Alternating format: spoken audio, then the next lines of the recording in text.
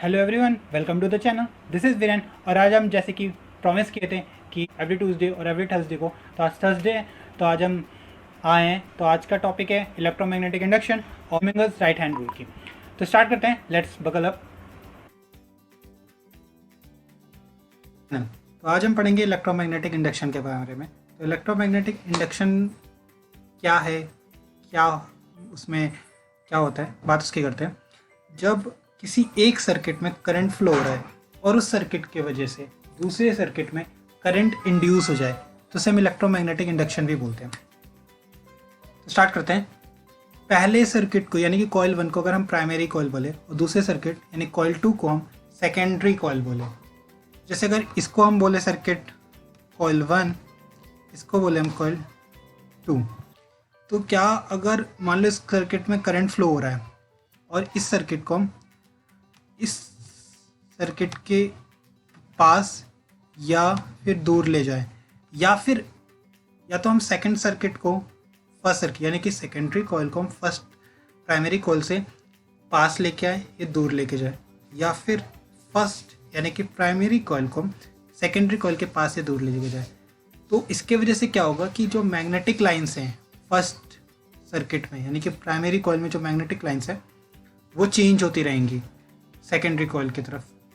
तो उसकी वजह से हमारा एक करंट इंड्यूस हो जाता है। बेसिकली फैराडे लॉ भी यही बोलता है। तो फैराडे लॉ क्या होता है इसके बारे में हम आगे पढ़ेंगे। तो इलेक्ट्रोमैग्नेटिक इंडक्शन की अगर हम वो बात करें तो the change in magnetic line associated with the secondary coil is the cause of the induced electric current in it. जो मैग्नेटिक लाइंस चेंज होती हैं सेकेंडरी कॉइल में, यानी कि सेकेंडरी कॉइल में अगर हमारा मैग्नेटिक लाइंस चेंज हो रहा है तो उसकी वजह से करंट इंड्यूस हो जाता है। अब वो मैग्नेटिक लाइंस चेंज कैसे होती हैं?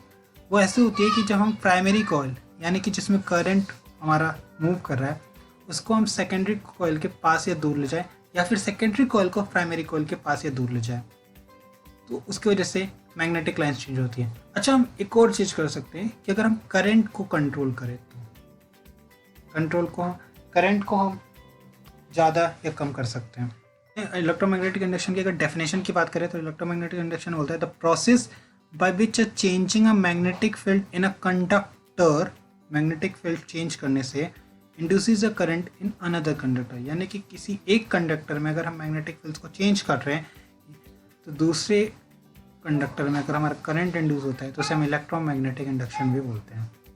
जैसे कि आप यहाँ भी देख सकते हैं, यहाँ पे बेसिकली क्या है, ये एक बार मैग्नेट है। तो इस मैग्नेट में हमारे कुछ मैग्नेटिक लाइंस होंगे और ये एक सर्किट है।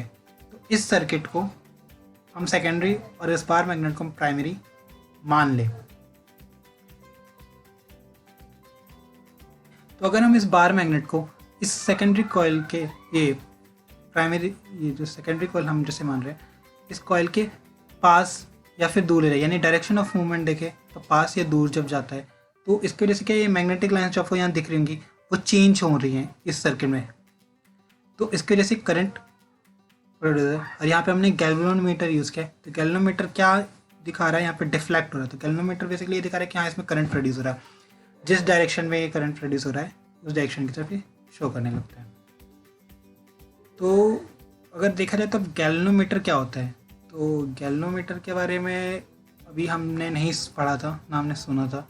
तो करंट तो जहाँ तक हमें पता है वो अमीटर बताता है और हमें गैल्वेनोमीटर का आइडिया नहीं है, तो हम गैल्वेनोमीटर पे थोड़ी सी बात कर लेंगे। तो galvanometer basically an instrument that can detect the presence of a current in a circuit. किसी भी सर्किट में अगर हमें करंट को मेज़र करना है कि करंट है या नहीं तो हम गैल्वेनोमीटर यूज़ कर सकते हैं। अब गैल्वेनोमीटर क्यों करते हैं, मीटर भी तो कर सकते हैं। तो गैल्वेनोमीटर इसलिए करते हैं क्योंकि गैल्वेनोमीटर जो है वो बहुत सेंसिटिव है, यानी कि बहुत छोटा सा छोटा करंट भी वो हमें बताने लगता है। थोड़ा सा भी करंट होगा तो डिफ्लेक्ट होने लगेगा, इसलिए हम गैल्वेनोमीटर यूज़ करते हैं। हम दूसरे कॉइल में करंट कैसे इंड्यूस कर सकते हैं, तो हम इस तरह कर सकते हैं कि अगर हम फर्स्ट कॉइल या सेकंड कॉइल को एक दूसरे के आसपास लेके जाएं तो उससे क्या है मैग्नेटिक लाइंस चेंज होने लगेंगी। तो मैग्नेटिक लाइंस चेंज होने लगेगी तो उसकी वजह से हमारा करंट इंट्रोड्यूस हो जाएगा। सेकेंड पॉइंट है बाय चेंजिंग अ करंट।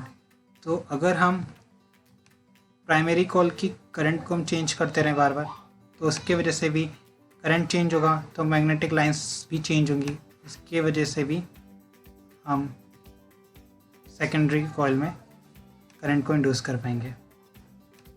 और बेसिकली ये है कि अगर हम स्ट्रेंथ को कंट्रोल कर लें, तो अगर हम स्ट्रेंथ को कंट्रोल करेंगे तो भी हम इंड्यूस कर पाएंगे करंट को।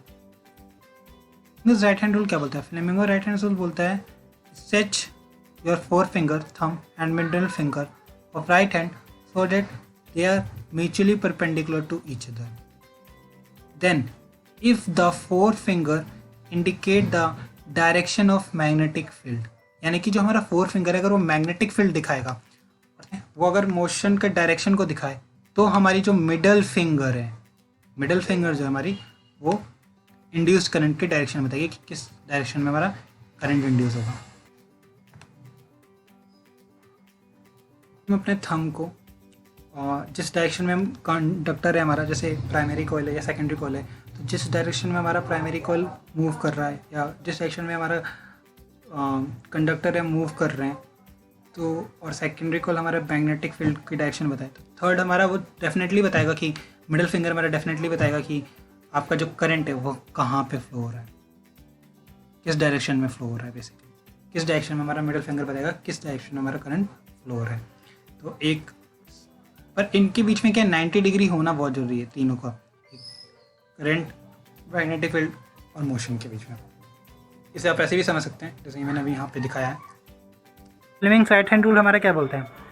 फ्लेमिंग राइट हैंड रूल ये बोलता है कि अगर थंब जो है हमारा वो मोशन की डायरेक्शन बताए कि हम कंडक्टर किस डायरेक्शन में मोशन कर रहा है, और फोर फिंगर हमारा मैग्नेटिक फील्ड बताए, तो हमारा जो मिडल फिंगर है वो हमें बताएगा कि करंट जो है वो किस डायरेक्शन में इंड्यूस्ड होगा, किस डायरेक्शन में इंड्यूस होगा। जैसे फॉर एन एग्जांपल, अगर ये नॉर्थ है, ये साउथ है, ये ईस्ट है, ये वेस्ट है, और ये डायरेक्शन में मूव कर रहे हैं, यानी इस डायरेक्शन में, और जो मैं नॉर्थ में है, तो करंट की डायरेक्शन किस तरफ होगी? तो अगर देखा जाए तो ये हमारा फोर फिंगर जो है वो तो मैग्नेटिक फील्ड बता रही है, यानी नॉर्थ की डायरेक्शन में हो गया हमारा। थंब हमारा मोशन बता रहा है, यानी कि अगर कंडक्टर हमारा निप की डायरेक्शन में मूव कर रहा है, तो जो करंट है वो हमारा, आप देख सकते हैं, ये डाउनवर्ड यानी कि इनसाइड द पेपर जाएगा, इस डायरेक्शन में हमारा करंट मूव करेगा। तो मैग्नेटिक फील्ड हमारा इनसाइड द पेपर है,